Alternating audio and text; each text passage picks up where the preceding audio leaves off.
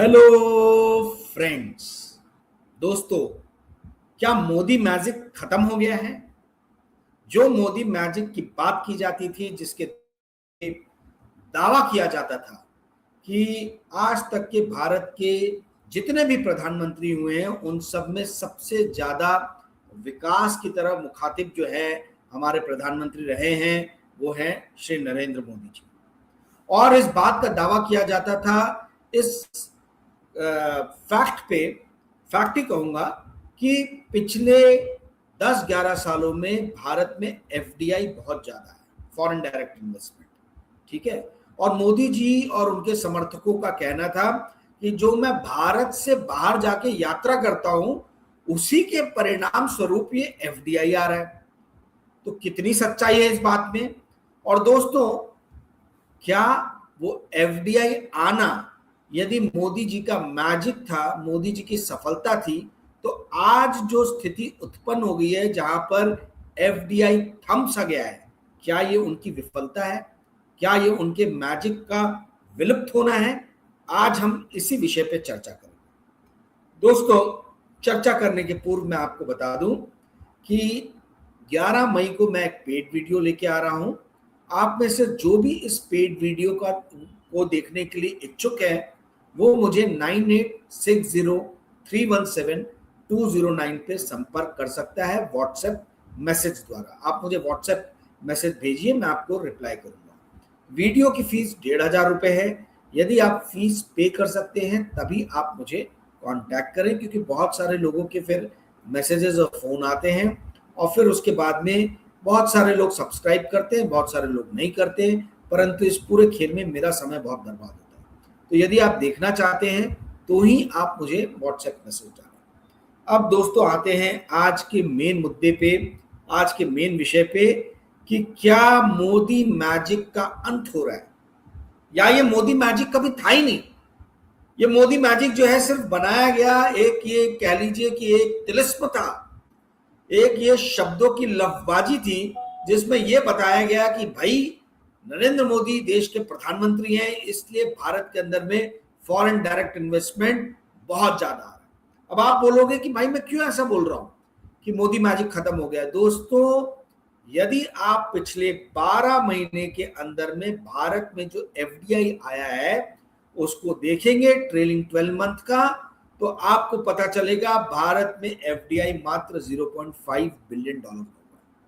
और ना केवल एफडीआई बल्कि एफआई या एफपीआई, जिसको फॉरेन पोर्टफोलियो इन्वेस्टमेंट कहा जाता है, हॉट मनी भी कहा जाता है, जो स्टॉक मार्केट में लगता है। आपको जान के आश्चर्य होगा कि जनवरी 1 से लेके अप्रैल 25 तक के बीच में ये एफआईएस ने इस देश में 1.25 करोड़ का लगभग माल बेचा है। स्टॉक मार्केट से 2.25 करोड़ जो है ये विदेशी निवेशक निकाल चुके हैं अभी तक, जो रिकॉर्ड है।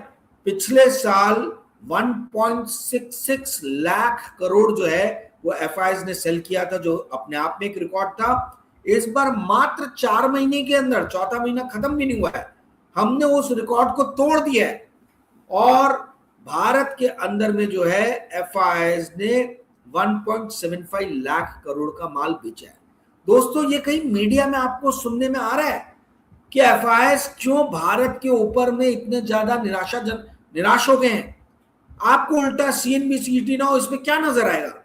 इस पे नजर आएगा कि कोई एक गोरे फिरंग को बुला के बैठा दिया जाता है स्टूडियो में और कहा जाता है ये देखिए लियोनल मेसी, जो कि हेज फंड या वेंचर कैपिटल फंड फलाना ठिकाना के मालिक है, जो एक लंदन बेस्ड बहुत बड़ा हेज फंड है, ये बता रहे हैं कि कैसे भारत जो है वो एक शाइनिंग ग्लोरी है इस वर्ल्ड में, जहां पे कहीं ग्रोथ देखने को नहीं मिल रहा है। भारत में 7% का ग्रोथ जो है वो नजर आ रहा है।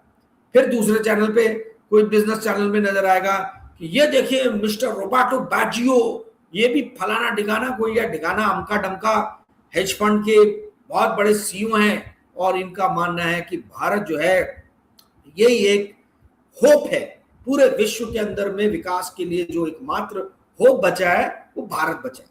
अब ये फिरंग लोग बोल रहे हैं, हम लोग भी सुन रहे हैं और हमको समझ में नहीं आ रहा कि यार 10,000 किलोमीटर दूर बैठ के इस गोरे को, इस फिरंग को नजर आ रहा है कि भैया India is the only glimmer of hope, Bharat जो है वही जो है एक उम्मीद का किरण जो है वो इस विश्व को दे रहा है, और ये मेरे को क्यों नहीं समझ में आ रहा है, मैं भारत के अंदर बैठा हूं।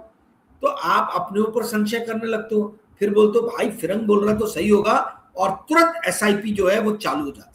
और उसके बाद में, प्रोग्राम के बाद में रोहित शर्मा जी आते हैं और वो किसी को बोलते हैं दोस्तों एसआईपी के प्राइस पे भाई ध्यान मत दो, लॉन्ग टर्म सोचो, लॉन्ग टर्म। वो ये नहीं बोलते कि लॉन्ग टर्म में सभी अल्लाह को प्यारे हो जाएंगे, ऊपर चले जाएंगे, पैसे की जरूरत आज है, ठीक है, तो ये आगे आने वाले 1 साल 2 साल में कितना पैसा बना के देगा। ये लॉन्ग टर्म में तो एवरीबॉडी विल बी डेड, ठीक है, हमको नहीं मालूम है कोई कोरोना टाइप बीमारी आ गई, हो गया, लॉन्ग टर्म में सब लंबे हो गए। तो दोस्तों कहने का अर्थ ये है कि पूरा जो एक हवा बनाया जा रहा है वो ऐसा हवा बनाया जा रहा है कि ये भारत जो है इसमें बहुत ज्यादा विकास हो, और सुमड़ी में हम देख रहे हैं धीरे से जो है जितने फिरंग हैं, जितने एफआईएस हैं, ये अपना पैसा भारत से निकाल के जा रहे हैं, ठीक है। और ये सिर्फ मैं स्टॉक मार्केट या एफआई एफपीआई की बात नहीं कर रहा हूं दोस्तों। जो सबसे ज्यादा मुझे निराश या परेशान करने वाली बात नजर आ रही है वो ये आ रही है कि भारत में नेट एफडीआई फ्लो जो है वो मात्र 0.5 बिलियन डॉलर का है 12 मंथ ट्रेलिंग। अब ये 12 मंथ ट्रेलिंग क्या है, नेट एफडीआई क्या है, ग्रॉस एफडीआई क्या है, ये मैं पिछले वीडियो में बता चुका हूं 1 दिन पहले के, आप जाके देख सकते हैं।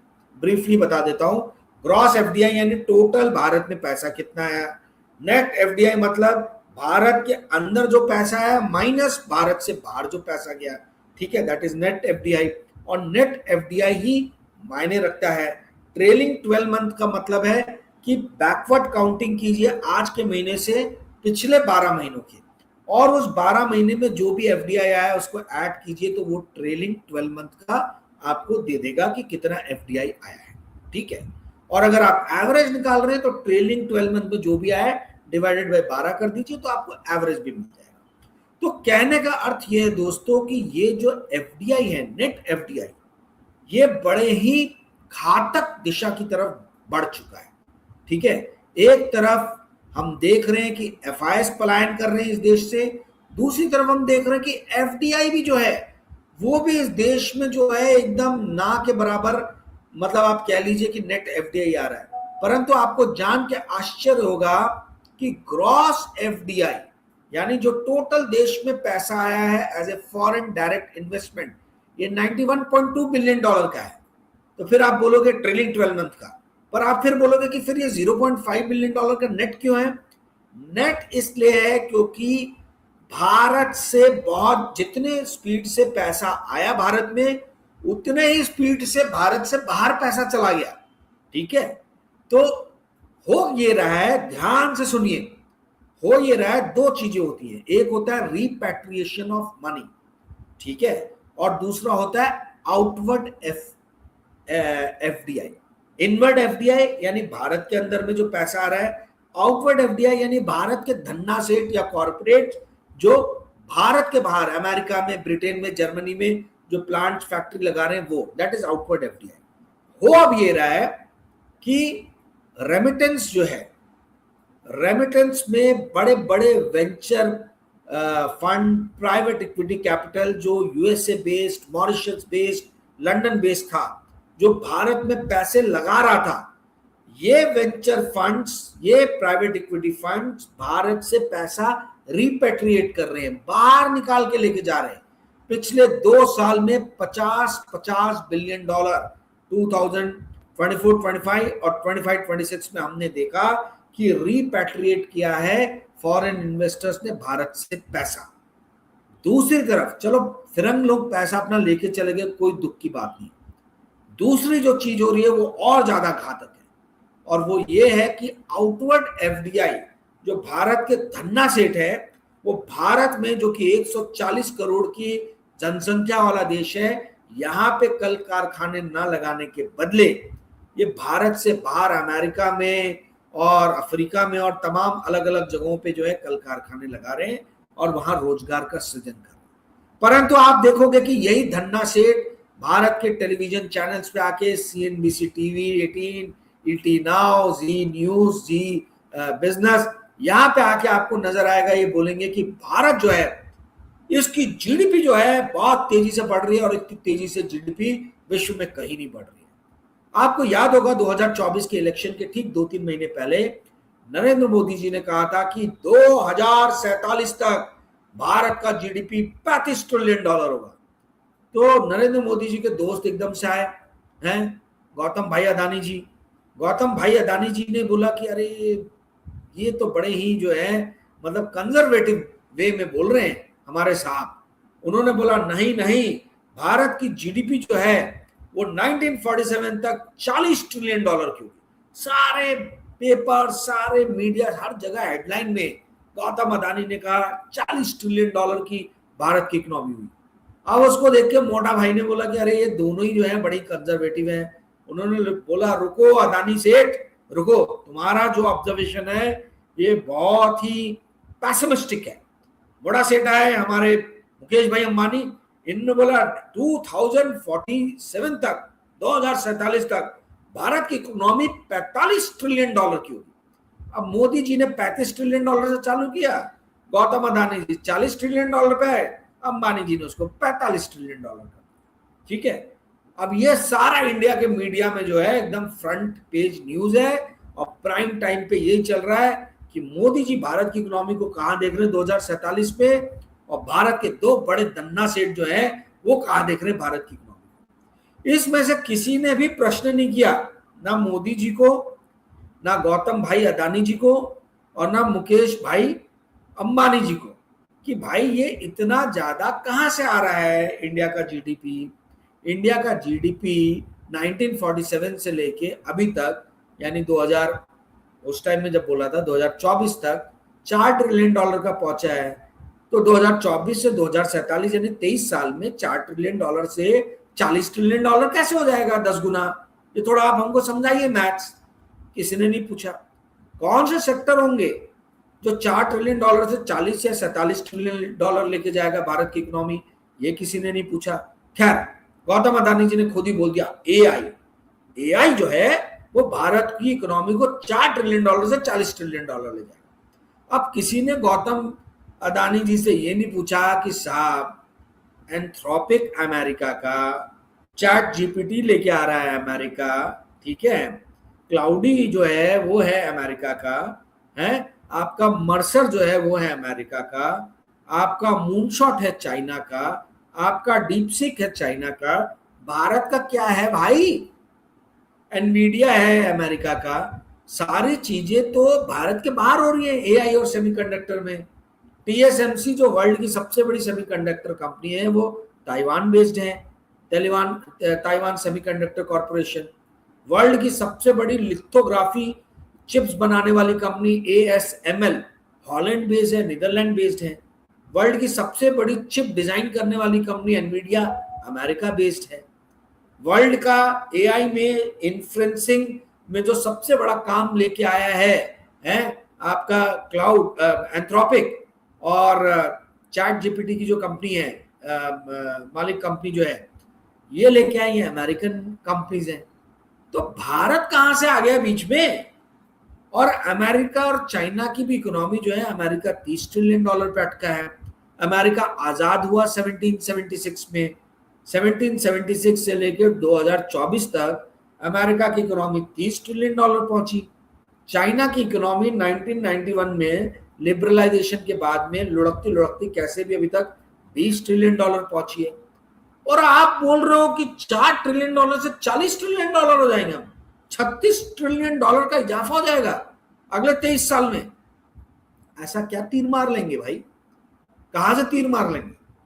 भारत में ऐसा कौन सा आविष्कार होने वाला है, कौन से ऐसे बड़े काम होने वाले हैं जिससे भारत की इकोनॉमी 4 से $40 ट्रिलियन हो जाए? मैं बोलता हूं 4 से 40 नहीं, 4 से 24 भी अगर इन्होंने कहा तो किस बेसिस पे कहा?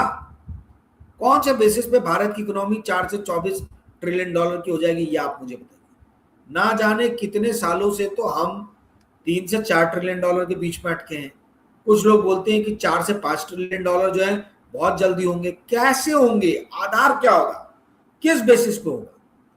दोस्तों प्रॉब्लम यह है कि हवाई किले बनाने वाले, इस तरीके के रुझान देने वाले, रोजी पिक्चर देने वाले जो लोग हैं, उनको मीडिया हाथों हाथ उठाता है। उनको जो है मीडिया फ्रंट पेज पे कवरेज देता है और चौबीसों घंटे जो है उनके दिए गए कथन को जो है बाइट के रूप में जो है न्यूज चैनल्स चलाते हैं। हमारे जैसे चैनल्स जो आपको यथार्थ का, सच्चाई का एक आईना दिखाना चाहते हैं, तो हमारी कोई व्यूअरशिप ही नहीं है, 1000, 1500, 2000 में सिमट के रह जाते हैं। ठीक है, तो हमारी पहुंच नहीं है, हम पहुंच नहीं पा रहे और आप लोग भी साथ नहीं दे रहे पहुंचने में। खैर कोई बात नहीं, नहीं दे रहे तो नहीं दे रहे, पर कहने का अर्थ ये है कि आप लोग कम से कम प्रश्न तो पूछना आरंभ करें कि जो भी मीडिया में स्टेटमेंट आ रहा है उस पर एक ट्वीट मारे अपने ट्विटर पे, फेसबुक पे लिखिए कि ये कितना हॉलो, कितना खोखला स्टेटमेंट है। मैंने आपको पिछले वीडियो में डिटेल में समझाया कि किस तरीके से किसी भी कंट्री का जो लेजर होता है, जिसको बैलेंस ऑफ पेमेंट कहते हैं, उसके दो भाग रहते हैं। एक रहता है कैपिटल अकाउंट, दूसरा रहता है करंट अकाउंट। करंट अकाउंट हमेशा हमारा नेगेटिव रहा, क्योंकि करंट अकाउंट के 3 भाग होते हैं: trade balance, primary balance, secondary balance. Trade balance मतलब हम कितना इंपोर्ट कर रहे हैं और कितना एक्सपोर्ट कर रहे हैं। हम इंपोर्ट ज्यादा करते हैं, एक्सपोर्ट कम करते हैं, इसलिए ट्रेड बैलेंस हमारा हमेशा नेगेटिव रहा है, इसलिए हमारा करंट अकाउंट हमेशा नेगेटिव रहा है। परंतु आपका फॉर्मूला जो है लेजर का ये होता है: current account plus capital account plus reserve account is equal to 0। इसका मतलब क्या हुआ? करंट अकाउंट यदि नेगेटिव है तो उसको बैलेंस आउट जो है करने के लिए कैपिटल अकाउंट और रिजर्व अकाउंट रहेगा। कैपिटल अकाउंट क्या है? कैपिटल अकाउंट के अंदर में 2 पार्ट्स रहते हैं, एफडीआई और एफआई। फॉरेन डायरेक्ट इन्वेस्टमेंट कितना देश में हो रहा है, फॉरेन इंस्टीट्यूशनल इन्वेस्टर कितना पैसा देश में लेके आ रहा है। अब चूंकि ये दोनों हमेशा भारी मात्रा में होता था, पॉजिटिव था, तो इसीलिए कैपिटल अकाउंट पॉजिटिव रहता था, करंट अकाउंट नेगेटिव रहता था, तो उससे न्यूट्रलाइज कुछ हद तक हो जाता था। तीसरा है रिजर्व अकाउंट। रिजर्व अकाउंट मतलब आपके सेंट्रल बैंक के पास में कितना फॉरेन एक्सचेंज रिजर्व है। तो फॉर्मूला जो है capital account plus current account plus reserve account is equal to 0। ये हमेशा जो है ये फॉर्मूला याद रखिए आप। अब प्रॉब्लम ये हो रहा है कि करंट अकाउंट तो हमेशा से हमारा नेगेटिव रहा ही है, डेफिसिट में हम रही है, कैपिटल अकाउंट की भी स्थिति खराब हो रही है, और यदि कैपिटल अकाउंट 0 के नीचे चला गया, नेगेटिव हो गया, तो हमको फिर रिजर्व अकाउंट से यानी अपने फॉरेन एक्सचेंज रिजर्व से जो है प्रीशियस मनी निकालना पड़ेगा। और जब फॉरेक्स से हम पैसा निकालेंगे, डॉलर बेचेंगे, ठीक है, तो हमारी डॉलर का जो रिजर्व है वो नीचे जाएगा, पाउंड बेचेंगे, युआन बेचेंगे, येन बेचेंगे, यूरो बेचेंगे, पाउंड स्टर्लिंग बेचेंगे, तो हमारा फॉरेन एक्सचेंज रिजर्व नीचे आएगा। और फॉरेक्स नीचे आएगा तो रुपये के ऊपर में प्रेशर बनेगा, रुपये के ऊपर में प्रेशर बनेगा तो देश में महंगाई बढ़ेगी। दोस्तों ये सारी चीजें इंटरलिंक्ड हैं, तो आपको ये सारा इंटरलिंकेज समझने की जरूरत है। प्रॉब्लम ये है कि आज की डेट में आपको ये कोई चीज समझा नहीं रहा है, आपको रोज ही पिक्चर दिखाया जा रहा है, बड़ी बड़ी बातें की जा रही है, इस तरीके की बातें हो रही है कि नेक्स्ट बुलफेस की तैयारी हो गई है इंडियन स्टॉक मार्केट। भाई कैसे नेक्स्ट बुलफेस की तैयारी हुई है ये कोई नहीं समझाएगा। जब देश में नौकरियां कट हो रही हैं, जब देश के अंदर से पूंजी का पलायन हो रहा है, जब हम देख रहे हैं विदेशी निवेशक जो हैं वो पूरी तरीके से निराशाजनक हो गए हैं भारत पे, और जो एसआईपी के माध्यम से भारत के स्टॉक मार्केट में पैसा आ रहा था वो भी नौकरियां जाने से जो है धीरे धीरे कम हो रहा है। जो ग्रोथ हो रहा था एसआईपीज का आने का, वो ग्रोथ धीरे धीरे कम हो रहा है, अभी तक पूरी तरीके से नेगेटिव में कन्वर्ट नहीं हुआ है, यानी जितना पैसा आया उससे ज्यादा निकल गया। ऐसा यदि 5-6 महीने लगातार हो गया दोस्तों तो मार्केट में त्राइमाम हो जाएगा, क्योंकि एफआईएस तो ऑलरेडी बेच के जा ही रहे। इस पूरे मार्केट को हमारे रिटेल इन्वेस्टर ने, मेरे आपके जैसे करोड़ों निवेशकों ने संभाल के रखा है। इस देश के अंदर में डीमैट अकाउंट 4 करोड़ से 23 करोड़ पहुंच गया 2019 से लेकर 2026 के बीच में। तो कहने का अर्थ यह है दोस्तों कि आप लोग थोड़ा सोच समझ के निवेश करें, बहुत ज्यादा बुलिश, बहुत ज्यादा रोजी पिक्चर में विश्वास ना करें। आपने पिछले 2 साल में देखा है किस तरीके से स्मॉल कैप और मिड कैप पूरी तरीके से जो है काट दिए गए, मर्डर हो गया, chopping of mid cap and small cap, बुरी तरीके से जो है ये नीचे गिरे हैं। और हमारे अधिकतर रिटेल इन्वेस्टर कम दाम देख के ही स्टॉक्स खरीदते हैं, जो जितना कम दाम का दिखता है वो स्टॉक खरीदने जाते हैं। ये मेंटालिटी है, साइकोलॉजी क्या है, मुझे आज तक समझ में नहीं आया। परसेंटेज टर्म में देखना चाहिए, पर परसेंटेज टर्म के बदले वो एब्सोल्यूट टर्म में देखते, जो छोटा नंबर का शेयर दिखता है, 2 रुपए, 5 रुपए, 10 रुपए का, वही उनका ध्यान ज्यादा जाता है। दोस्तों, ये वीडियो बनाने का मेरा मकसद ये है कि आप लोग खुद इकोनॉमी के बारे में थोड़ा सोचे समझे जाने। मैं सेबी रजिस्टर्ड इन्वेस्टमेंट एडवाइजर नहीं हूं, पर पिछले 23 साल से stock market, economy, finance cover करता आया हूं, अलग अलग अखबार, अलग अलग मैगजीन्स के लिए। तो मैं जो भी बात करता हूं अपने एक्सपीरियंस के बेसिस पे करता हूं, ठीक है दोस्तों। तो मेरी बातों को फेस वैल्यू पे लेने की जरूरत नहीं है। यदि मैं किसी स्टॉक की बात करता भी हूं तो आप लोग अपना रिसर्च करें और अपने इन्वेस्टमेंट एडवाइजर से संपर्क करें, सलाह करें, मशवरा करें, उसके बाद ही उस पर कोई एक्शन लें। दोस्तों, ये जो 11 मई का पेड वीडियो है, इसमें मैं बताने वाला हूं कि मार्केट चारों तरफ से हम देख रहे हैं कि दिग्गज जो स्टॉक्स हैं वो सब धराशायी हो रहे हैं। HDFC बैंक धराशायी हुआ कुछ दिनों पहले, अभी कैसे तैसे भी संभल रहा है। रिलायंस धराशायी हो गया, IT के सारे स्टॉक्स जो है क्लॉबर्ड हो गए, एकदम कट गए एकदम, इतनी बुरी तरीके से। इन्फोसिस जो है एक हफ्ते में 11-12% गिर गया। तो दोस्तों, जब ऐसी स्थिति बन रही है, जब इतने ब्लू चिप स्टॉक्स की जम के पिटाई हो रही है, तो ऐसे समय में मुझे कहाँ इन्वेस्टमेंट के ऑप्शंस नजर आ रहे हैं, उस चीज के बारे में मैं 11 मई के अपने पेड वीडियो में बात करूंगा। दोस्तों, मैं कुछ अपने पुराने पेड वीडियोस के बारे में बता दूं ताकि आपको ट्रैक रिकॉर्ड समझ में आए। मेरा पहला पेड वीडियो अक्टूबर में बनाया था, और अक्टूबर के पेड वीडियो में मैंने एक फॉरेन की कंपनी कही थी, पैन अमेरिकन सिल्वर, मैं इसे बाय कर रहा हूं। उसके साथ ही मैंने कहा था कि मैं सिल्वर ETF बाय कर रहा हूं, सिल्वर में पैसे लगा रहा हूं। दोस्तों, उस टाइम में सिल्वर ETF कुछ 120 के आसपास में था अक्टूबर में। मई जून में जब मैंने पहली बार बनाया था तब 100 के आसपास में था। वो 120 की चीज आज 240 पे है। पैन अमेरिकन सिल्वर जो $32 का था, आज $55-56 का है। नवंबर के पेड वीडियो में मैंने इसी तरीके से बताया था कि मैं मैनचेस्टर यूनाइटेड फुटबॉल क्लब के शेयर्स ले रहा हूं, इंडिया में आयन एक्सचेंज के शेयर्स ले रहा हूं। दोस्तों, कुछ आयन एक्सचेंज उस टाइम में 380-390 का था, 400 मतलब जहां था वहीं पे है। मैनचेस्टर यूनाइटेड फुटबॉल क्लब $15-15.5 के आसपास में था, $17-17.5 है। दिसंबर ऑनवर्ड्स मैंने जो भी बात किया वो सारे स्टॉक्स ने जम के रिटर्न किया, ठीक है। दिसंबर में मैंने बात किया था कि मैं हिंडाल्को, नाल्को, हिंद एल्युमिनियम, इस तरीके के एल्युमिनियम स्टॉक्स में जा रहा हूं। सारे स्टॉक्स जो हैं 30%, 40% ऊपर है दिसंबर से लेके आज तक के बीच में। जनवरी 6 के पेड वीडियो में मैंने मनक्सिया एल्युमिनियम और भाग्यनगर इंडस्ट्री, ये 2 स्टॉक्स की बात की थी। दोस्तों, भाग्यनगर इंडस्ट्री को 40-50% वो भी अप है जहां तक मुझे ध्यान में आ रहा है, और मनक्सिया एल्युमिनियम जो है वो भी 24 रुपए का स्टॉक आज 34 रुपए पे पहुंच गया है, ठीक है। तो कहने का अर्थ ये है, उसके बाद में जनवरी 21 में रेन इंडस्ट्री के स्टॉक की मैंने बात की थी। रेन इंडस्ट्री कुछ 130 पे था, आज भी शायद 130-140 के बीच में है। उसके बाद में आया बम्पर लॉटरी, मार्च 6 का वीडियो।